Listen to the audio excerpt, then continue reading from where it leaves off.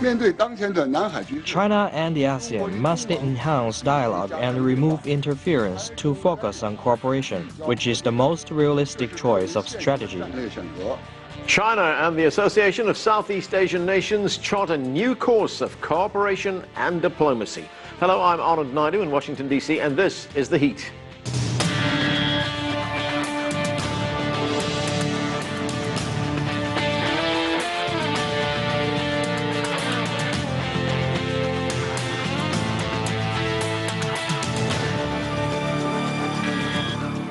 The Association of Southeast Asian Nations, or ASEAN, meets this week in Laos. At the top of the agenda, the South China Sea. Territorial disputes between some member states and China are expected to come up at the summit. The talks take place just a week after an international tribunal issued an arbitration result in favor of the Philippines, in a case it unilaterally brought against China. China neither accepts nor recognizes that result. Here to discuss the latest in China-ASEAN relations, CCTV's Wang Tongshuan joins us from Beijing. And Tongshuan, after the recent arbitration result from The Hague, how is China strengthening ties and moving forward with the ASEAN countries? Well, Anand, experts from both sides believe China-ASEAN relations have a potential to go even deeper and will not be affected by the South China Sea issue. And to give you a bigger picture of China-ASEAN ties, let's take a look at their economic links. Bilateral trade has grown from less than 10 billion US in 1991 to nearly 500 billion in 2015. Both sides have set a target of $1 trillion by 2020. It's no doubt that such a strong economic link has brought and will bring about tangible benefits to all the countries involved. And China takes this into consideration as it continues to strengthen its relations with ASEAN. Anand. How can China and ASEAN countries cooperate to address the territorial dispute in the South China Sea? Well, the maritime disputes in the South involve certain ASEAN nations, so it is not an issue between China and ASEAN as a whole. But as China has reiterated, dialogue, negotiation and consultation remain the best way to solve the disputes. China and ASEAN has always had good communication channels, like the Declaration on the Conduct of Parties in the South China Sea, or DOC, signed in 2002. Which serves as the basis for parties involved in disputes to explore peaceful ways towards resolution. The commitment to the DOC and to resolve disputes through friendly consultations and negotiations by countries directly concerned should be respected. And there is no absolutely a need for any third party to intervene. Also late in September, a summit marking the 25th anniversary of China-ASEAN relations will be held in Laos. Many believe it will serve as a platform for China and ASEAN countries to renew their relationship. So all in all, peace, security and stability serve the needs and interests of China and ASEAN countries. So a volatile situation in the South China Sea will do nobody any good, Anand. And how does the One Belt, One Road project play into the China-ASEAN relationship? Well, Anand, when it comes to the Belt and Road Initiative, China sees ASEAN as a priority region. The project will promote trade and infrastructure construction in Southeast Asia. There are two main areas of interest, really. For one, interconnectivity. ASEAN countries need to further improve infrastructure construction and interconnectivity. That is why China proposed the Asian Infrastructure Investment Bank and the Silk Road Fund project. Those institutions can provide long-term, low-cost financial services for them. Number two, production capacity and cooperation. China and ASEAN countries enjoying close economic and trade ties and complement each other in their manufacturing sectors.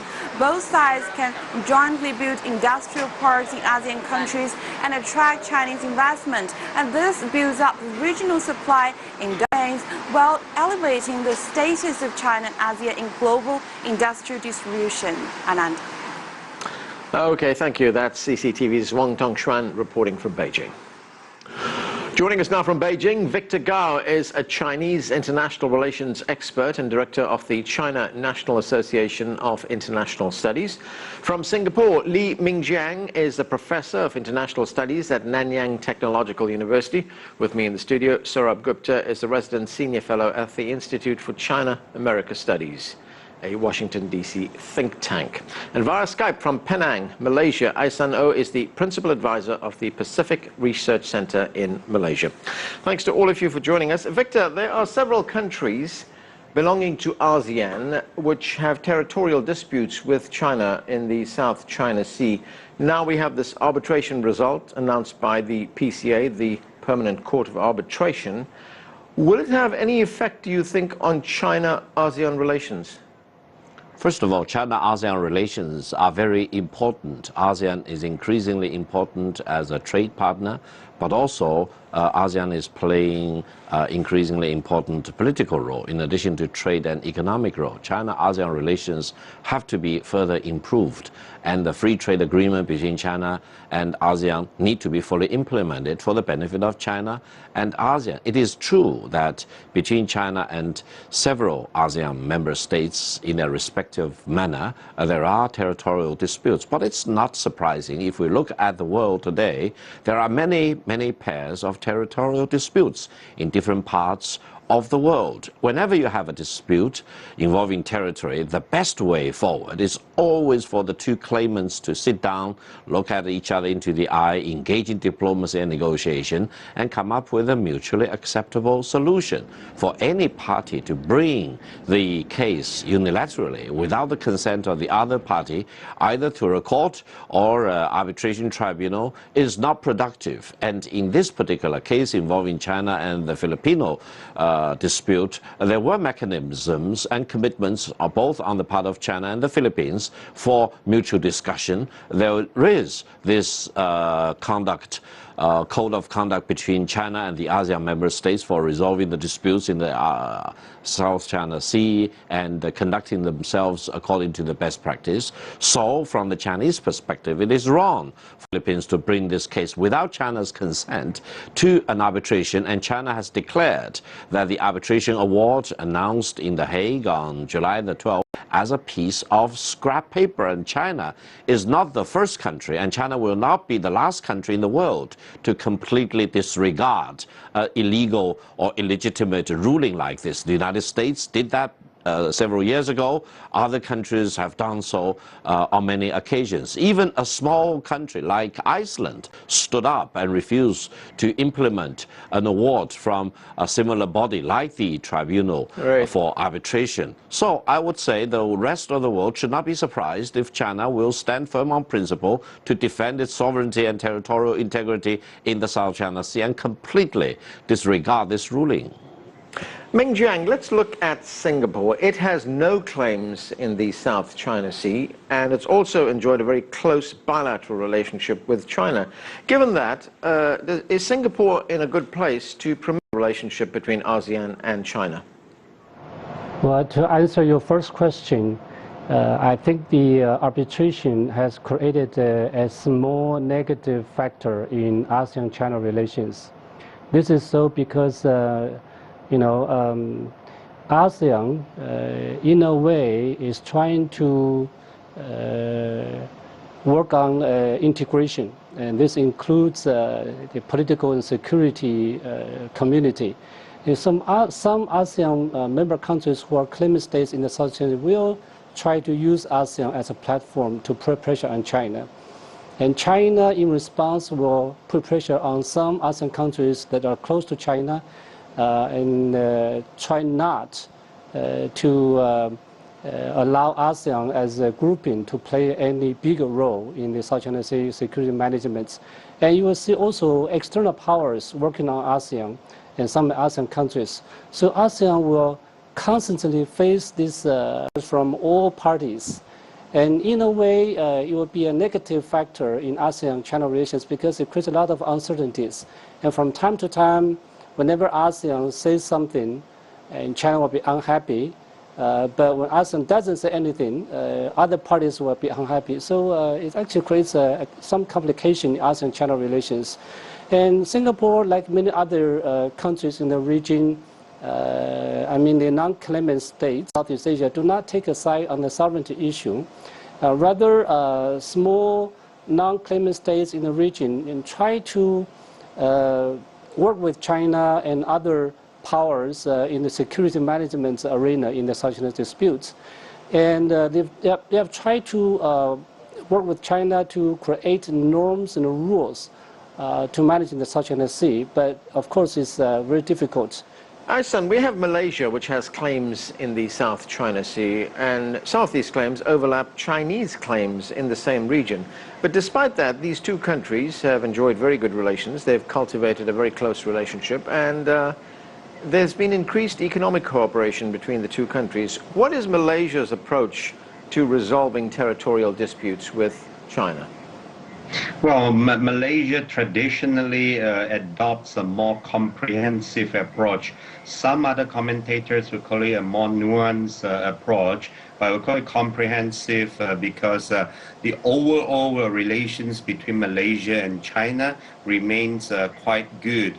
For example, China is Malaysia's largest trading partner, and Malaysia is also China's largest trading partner in Southeast Asia. So we typically would look at, for example, the economic relations between the two countries first.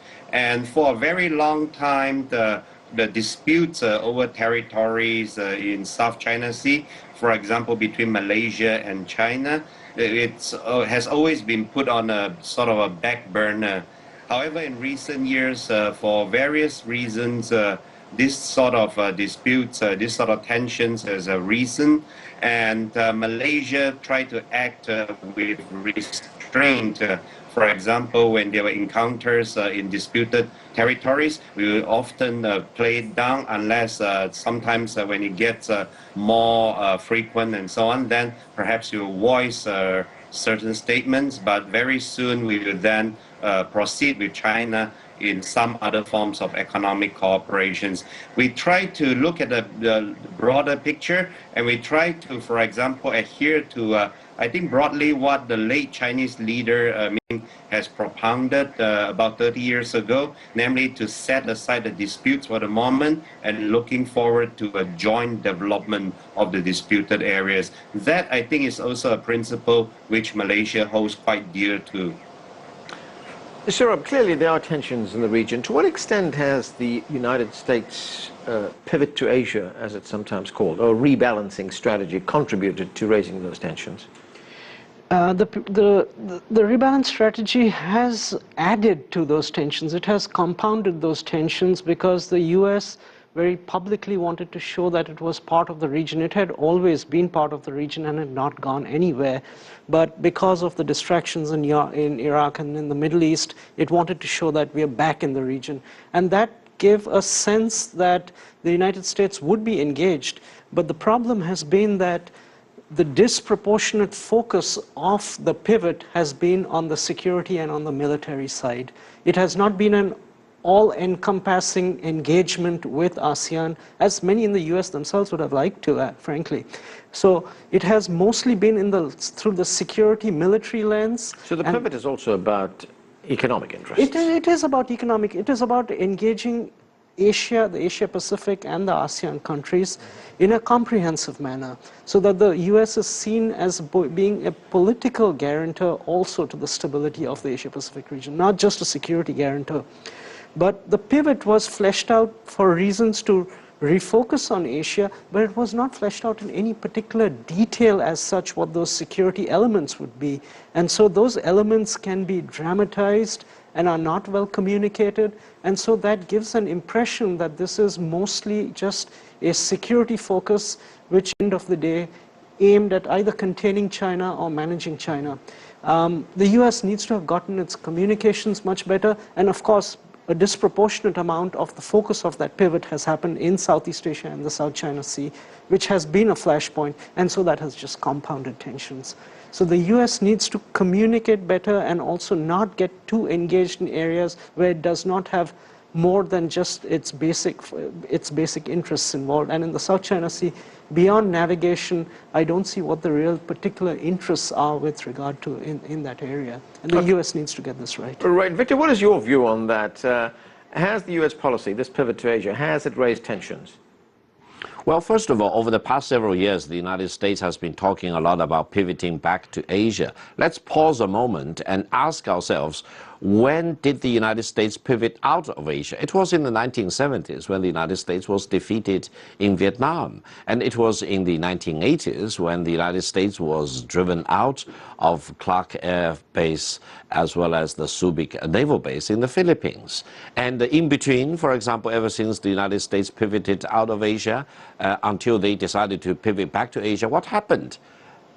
Southeast Asia, East Asia have remained very, very peaceful and stable. There's been no incidents at all by any count of interruption of the freedom of navigation in the South China Sea or East China Sea. Whereas at the same time, the United States really did havoc in other parts of the world, in Afghanistan, in Iraq War, the Second Iraq War, Libya, Syria, etc. We could even argue that the exodus of refugees and economic migrants to Europe was very much partially caused by the United States and what they did in that part of the world. Therefore, when the United States want to pivot back to Asia, let's be very careful about the potential consequences of what the Americans may cause in this part of the world. People in this part of the world should not lose sanity by indulging in the fantasy that if the United States wants to pivot back, I can band myself up on that bandwagon of the United States and take the liberty of challenging China. No, fundamentally, I think China and the United States should remain calm with each other and engage with each other as partners. We may not like everything each other will do, but we need to at least maintain composure and refuse to fall out of control and see the escalation of tension between China and the United States. Other smaller and medium-sized countries should not cheer about any escalation of tension between Beijing and Washington and should use their sanity and wisdom to urge both China and the United States to calmly and peacefully engage with each other, to talk about the differences. If anyone wants to really indulge in the fantasy that the higher the tension between China and the United States, the better it will be for my own personal interest or country interest, that is really fantasy. Therefore, the United States need to really get a firm handle as to what exactly it wants to achieve. Okay, we are going to have to take a break right now. Coming up, a look at the One Belt, One Road initiative and how it can create new momentum for China-ASEAN cooperation. Stay with us, you're watching The Heat.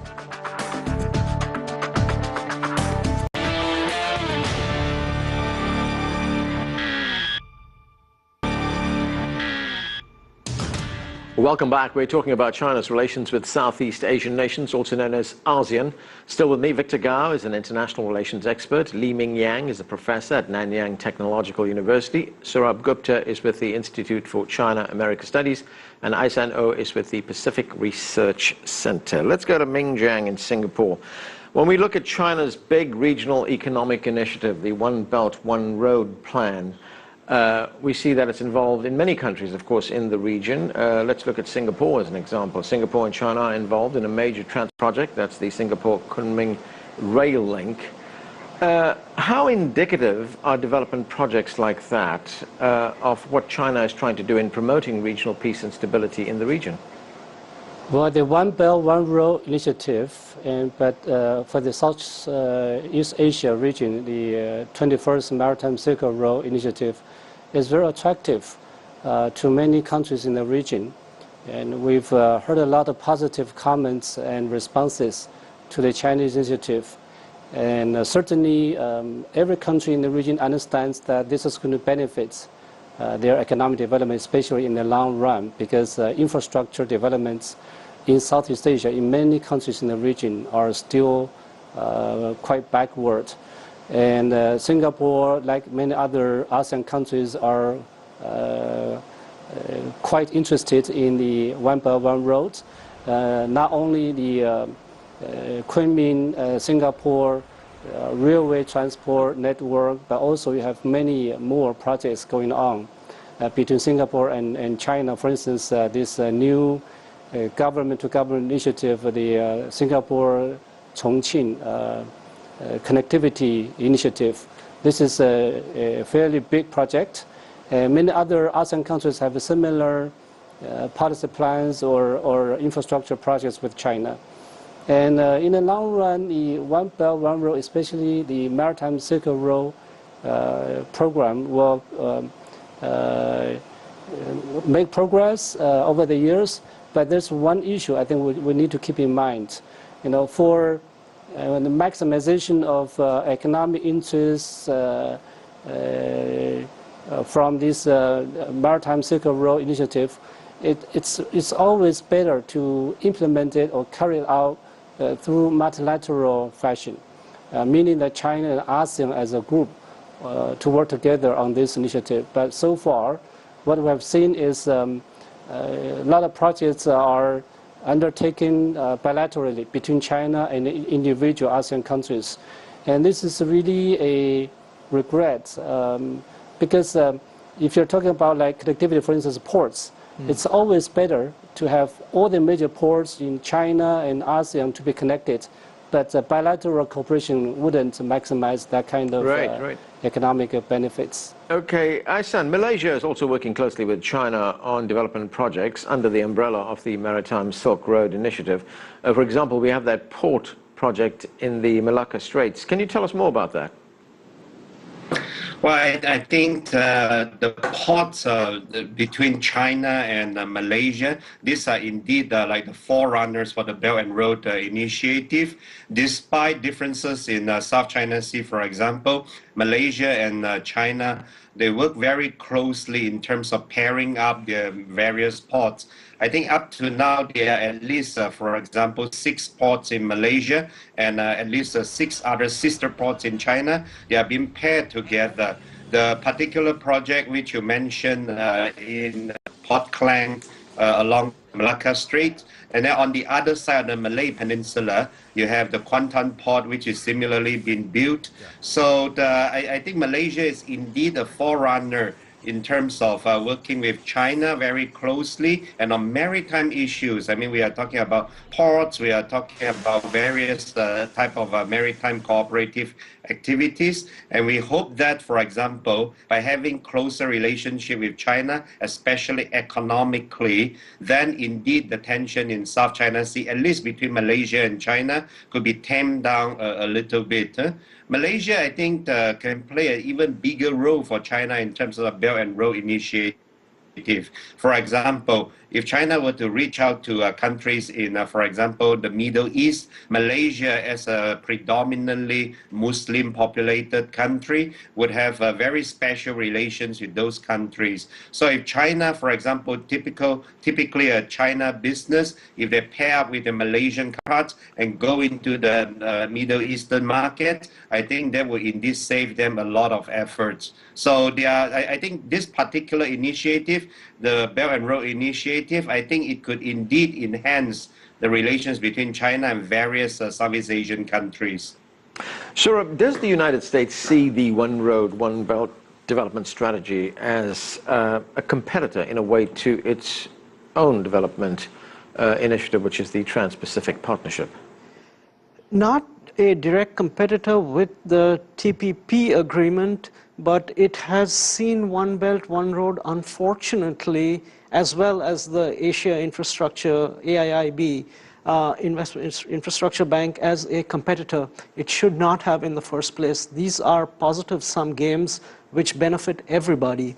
And the larger issue is, why don't Japan and the United States find a way to contribute and cooperate with these projects to the extent that it involves their own interests? Unfortunately, it has gone down that route because in Washington there's a tendency to view the China relationship through a zero-sum prism, and primarily because of the security contestation. TPP was actually a means, unfortunately, again, to, yes, set new rules in the international trade system, and that's a great thing.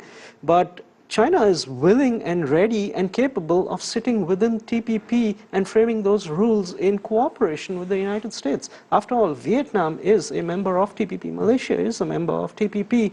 So why wasn't China inside out there? China would have been happy to be inside the tent and happy to frame those regulations and for a next generation 21st century trade agreement. But this has become part of the issue. There's too much zero-sum politics in US-China relations.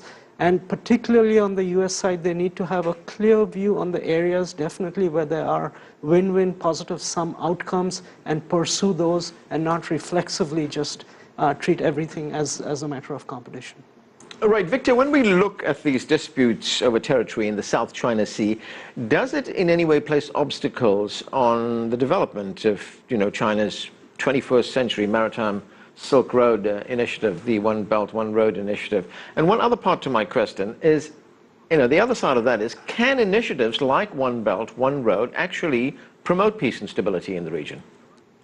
Well, first of all, the existence of the territorial disputes between China and several other countries involving South China Sea definitely is a problem, and it needs to be addressed very effectively, and the sooner the better. On the other hand, I would say if the territorial disputes between China and the Philippines or between China and Vietnam, etc., get deteriorated in the coming few years, then it will take some wind out of the sail of the One Belt, One Road, especially the Maritime Silk Road, especially involving the South China Sea and the neighboring countries. Therefore, I think it gives all the reason to China and all the ASEAN states, especially those with territorial disputes with China in the South China Sea, to redouble our efforts, to recommit ourselves to great initiatives to resolve our territorial disputes. When you want to resolve a territorial dispute, you cannot expect that it will be all win for me and all lose for the other side. You need to really engage with each other and size up the situation, look at all the totality of the evidence, historical backgrounds, etc. In that sense, I would say this arbitration tribunal, which completely disregarded the historical facts involving the South China Sea issue, is wrong, and the fact that it even described the Taiping Island currently in possession by the Republic of China in Taiwan as a reef rather than island, this is completely ludicrous. On the other hand, I think you talked about the One Belt, One Road. If we think about the past transformation of China's economy over the past 40 years or so, we always tell ourselves, if you want to get rich, build a road.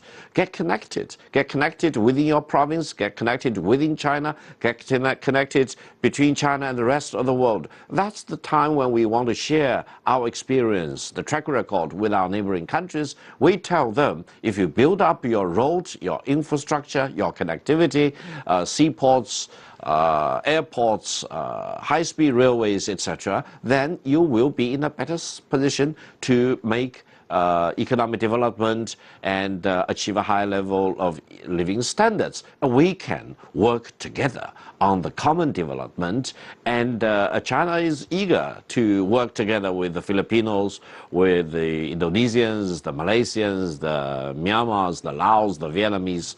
This creates a momentum for us to focus on our common interest, and this also redoubles our efforts to address our territorial disputes in a mutually acceptable manner. Okay, we're going to have to leave it there. Thanks to all of you for joining us. That's all we have time for, but the conversation continues online. Chat with us about this or any other show on Twitter. We're at CCTV_America. We also use Facebook. Find us at facebook.com/CCTV America. I'm Anand Naidu in Washington, D.C. Thanks for being with us.